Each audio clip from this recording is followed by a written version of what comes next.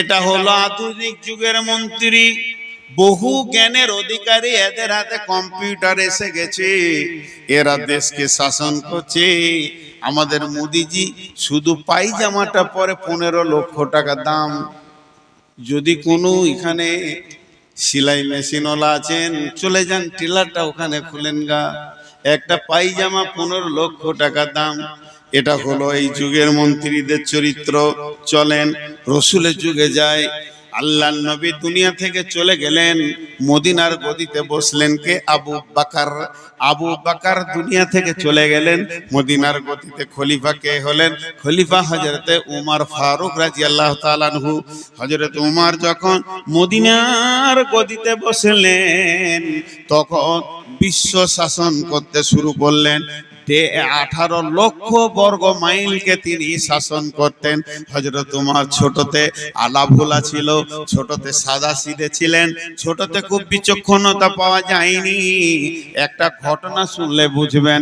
ওর বাপ ওকে উট চড়াতে দিয়েছে মাঠে। উমর রে, উটগুলো নিয়ে যা, উটগুলো চড়িয়ে নিয়ে আয়। যখন বাড়ি আসে তো মাথার চুলে এক গাদা উটের লাদ, উটের গোবর গোটা মাথায় লেগে আছে। ওর আব্বা নাম হচ্ছে খাত্তাব। খাত্তাব জিজ্ঞেস করছে, উমর এখানে আই। দেউ গেল বাপের কাছে, তোর মাথায় এগুলো কি? এগুলোকে হাত দিয়ে বলছে গোবর।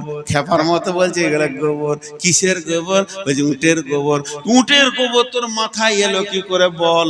বলছে আব্বা মরুভূমিতে রোদ খুব, এবার রোদে বসবো কোথা? উটের পাছাতে গিয়ে বসেছি, লেদে দিয়েছে ও। বসার জায়গা দেখেন, উটের পাছায় বসেছি, লেদে দিয়েছে ও। ধোয়ার তো কোনো ব্যবস্থা নাই, তাই গোবর লেগে আছে। ওর বাপ ওর গালে একটা চর মেরেছিল, টান মেরে একটা চর দিয়ে বলছে, গাধা তুই উট চড়াতেও জানিস না, আল্লাহ তোকে এত জ্ঞান কম দিয়েছে রে গাধা, বাপ তো মারবি বেটাকে। এই সেই উমর যে মাথায় গোবর নিয়ে বাড়ি এসেছে, ওই উমর যেদিন মদিনাতে খলিফা হলেন, 18 লক্ষ বর্গ মাইলকে একটা আঙ্গুলের ইশারায় হিলাচ্ছেন। সেই উমর মসজিদে নববীতে শুয়ে আছে। ফজরের নামাজ পর একটু আরাম করছে। গদিটা কি? বালুর ওপরে। 18 লক্ষ বর্গ মাইলে বাদশার বিছানা কি বালুর ওপরে চাদরটা বিছিয়ে দিয়েছে, বালিশ নাই, এ হাতটা দিয়ে দিয়েছে, একটু আরাম করছে। হাজি একা থাকতে পারবে এখন না মন্ত্রীরা? সামনে গাড়ি, পেছনে গাড়ি, সিকিউরিটি। সিকিউরিটিদের নাম কি দিয়েছে বলেন তো? Security force. বাংলায় বলে দেহরক্ষী, বডিগার্ড। আর একবার বলছি, বডিগার্ড, দেহরক্ষী। নামটা খুব অ্যাপ্রোপ্রিয়েট। আজরাইল তার বডি লিবে না, আত্মা লিবে। আত্মা গার্ড বললে বিপদ ছিল। আজরাইল আত্মা নিয়ে যাবে আর বলবে যে বডিটাকে তোরা আগুন যেন শিয়ালে না খাই, তোদের ডিউটি তোরা কর, বডিগার্ড। কিন্তু উমর একাই আছে, কয়েকটা সৈন্যকে পাঠিয়ে দিয়েছে জেরুজালেম।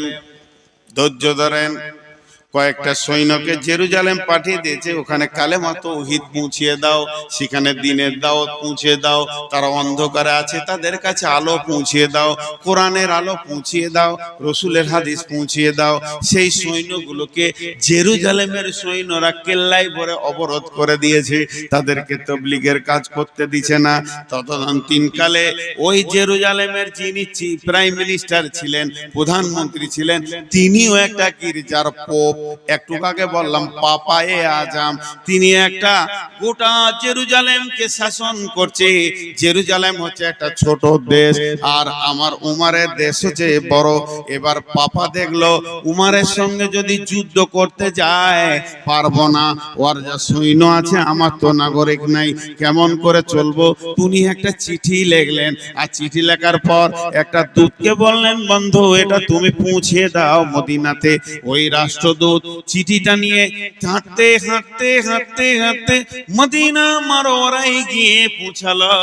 মদিনায় পৌঁছানোর পর বলছে মুসলিম জাহানের পার্লামেন্ট কোনটা, মুসলিম জাহানের সংসদ কোনটা, মুসলিম জাহানের আপনার গদি কোনটা, মুসলিম জাহানের সব থেকে বড় পার্লামেন্টটা কোথায়? ছোট বাচ্চারা বলছে ওই যে মসজিদে নববী, এটাই হলো মুসলিম জাহানের পার্লামেন্ট। সাইমন ধরে পড়েছে কুটির, তুমি তো পরনে নুয়ে খেজুর পাতার প্রাসাদ তোমার বারে বারে গিয়েছে খোঁজে। পারমেল ডাকিছে, মার্বেলের নয়, কারুকার্য করার নয়, মাত্র খেজুর গাছের পাতা আর খেজুর গাছের ছাওয়ানি। বলে আপনাদের আমিরুল মুমিনিন কোথায়? বলে ওই যে মসজিদে শুয়ে রয়েছে, কোনো বডিগার্ড নাই, কোনো সিকিউরিটি নাই, কোনো দেহরক্ষী নাই, একটু আরাম করছেন, ফজর পড়েছেন। উনি বলেন আমাদের আমিরুল মুমিনিন খলিফাতুল মুসলিমিন। উনি যে বলেন আদব নেবেন জাহাপনা, হযরতে আদম নেবেন জাহাপনা। সেই বলা আমিরুল মুমিনিন উঠে বলছে কে বাবা, তুমি কোথা থেকে এসেছো? রাষ্ট্রদূত বলছে হুজুর আমি জেরুজালেম থেকে এসেছি, আমাদের প্রাইম মিনিস্টার আপনাকে একটা চিঠি দিয়েছে। আমার বলার কিছু নাই, একটু চিঠিটা নজর লাগিয়েলেন। হযরত তোমার চিঠিটা নিয়ে পড়ে দেখলেন, বললেন জাহাপনা আপনার সৈন্য আমার দেশে দাওয়াত দিতে এসেছে কোরআন হাদিসের, তাদেরকে কেল্লায় অবরোধ করা হয়েছে। আমি আপনার সাথে যুদ্ধ চাই না, আপনার সঙ্গে সমঝোতা করতে চাই। একবার আপনাকে পত্র দিয়ে আমি আমন্ত্রণ করছি, আপনি আমার দেশে আসেন, দুইজন মিলে একটা আপোষ করে নিব। হযরত ওমর সঙ্গে সঙ্গে তার খাদিমকে, যেটা তাকে দেওয়া হয়েছিল রাজকোষাগার থেকে, ডেকে বলছে একটা উট নিয়ে এসো, নাম তার আসলামা। আসলামা একটা উটকে রেডি করো, এক্ষুনি জেরুজালেম যেতে হবে। কারণ এখন তাকাজা এসে গেছে, এখন একদম আল্লাহর দ্বীনকে বাড়ানোর জন্য তাকাজা এসেছে, পৃথিবীর সমস্ত কাজ এখন বাতিল, এটাকেই আগে করতে হবে। হযরত ওমর উটের উপরে চড়ে নিলেন, লাগামটা ধরে নিলেন আসলামা, আর কলম ধরে নিল কবি নজরুল ইসলাম। এই ঘটনার উপরে কবি নজরুল ইসলাম একটা কবিতা বলছে, হেরি পশ্চাতে চাহি তুমি চলিয়াছো রৌদ্র দগ্ধ দূর মরুপথ বহি, জেরুজালেমের কেল্লা যেথায় আছে অবরোধ করে, বীর মুসলিম সেনা দল তব বহুদিন মাস ধরে, দুর্গের দ্বার খুলিবে তারা, বলেছে শত্রু শেষে, উমার যদি গো সন্ধি পত্রে স্বাক্ষর দেয় এসে। হায় রে আদেক দারাল মালিক আমিরুল মুমিনিন, শুনে খবর একা একই উঠে চলেছে বিরামহীন, সাহারা পাড়াইয়ে ঝুলিতে দোকানা, শুকনো খুব জরুরি, একটি মশকে এতটুকু পানি, খুরমা 2-3 মুঠি, প্রহরী বিহীন সম্রাট চলে একা উঠে চোরে, চলেছে মাত্র একটি ভীত উঠের রশি ধরে, মরুর ঊর্ধ্ব আকাশে সূর্য আগুন বৃষ্টি করে, সেই সে আগুন তাতে খৈসম ফুটে বালুকার মরু পরে। কিছু দূর যেতে উঠতে নামি, কিছু দূর যেতে উঠতে নামি, কহিল গোলামের ভাই পেরেশান বড় হইয়াছে চলিয়া, এইবার আমি যাই। উটের রশি ধরিয়া অগ্রে উঠে বসো উঠে, তপ্ত বালুতে চলে যে চরণে রক্ত উঠেছে ফুটে।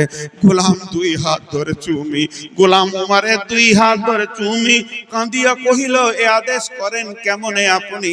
গোলাম রহিবে উটের পিঠে আরাম করিয়া বসি, আর হেঁটে যাবে খলিফা উমর ধরিয়া উটের রশি।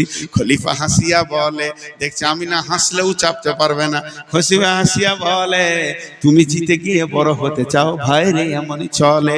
রোজ কিয়ামতে আল্লাহ যেদিন বলিবে উমর ওরে, করিনি খলিফা মুসলিম জাহানের তরে চুপ তরে তোরে, কি জবাব দিব কি করিয়া মুখ দেখাবো রসুলের ভাই? আমি তোমাদের প্রতিনিধি মাত্র, মোর অধিকার নাই, আরামে সুখের মানুষ হইয়া মানুষের নিতে সেবা। ইসলাম বলে সকলে সমান, কে বড় ক্ষুদ্র কে বা।